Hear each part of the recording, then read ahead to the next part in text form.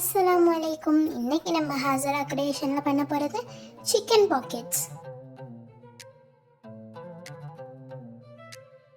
ஒரு பேனில் கொஞ்சமாக எண்ணெய் சேர்த்து 1 teaspoon garam masala, 3 medium size வெங்காயத்தை குட்டி குட்டியாக சாப் பண்ணி சேர்த்து 1 டீஸ்பூன் உப்பு சேர்த்து நல்லா வதக்கி விடுங்க. மூடி போட்டு வெங்காயத்தை நல்லா வதங்க விடலாம். வெங்காயம் நல்லா வதங்கினதோட 1 டீஸ்பூன் மிளகாய்த்தூள், 1 டீஸ்பூன் மஞ்சத்தூள், 1 டீஸ்பூன் மிளகு ஜீரகத்தூள், 1 டீஸ்பூன் இஞ்சி பூண்டு பேஸ்ட் சேர்த்து நல்லா கலந்து விடுங்க.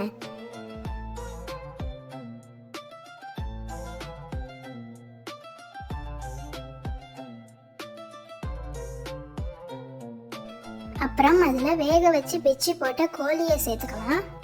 நல்லா கலந்து விட்டு மூடி போட்டு 2 நிமிஷம் விட்டுருங்க.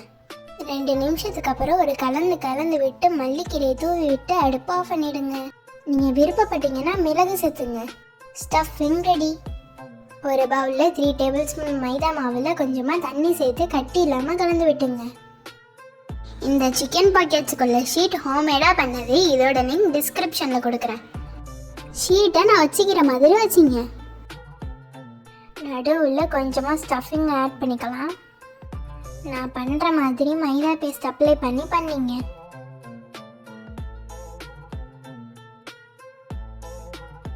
எல்லா பாக்கெட்ஸும் இதே போல் நான் பண்ணியிருக்கிற மாதிரி ரெடி பண்ணி வச்சுங்க.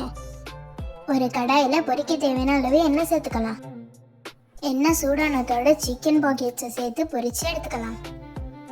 பொரிக்கும் போது மீடியம் ஃப்ளேமில் வச்சு போறீங்க, ஹை ஃப்ளேமில் வைக்காதீங்க. நல்லா 2 பக்கமும் கோல்டன் ப்ரௌன் கலரில் வர வரைக்கும் பொரித்து எடுத்துக்கலாம்.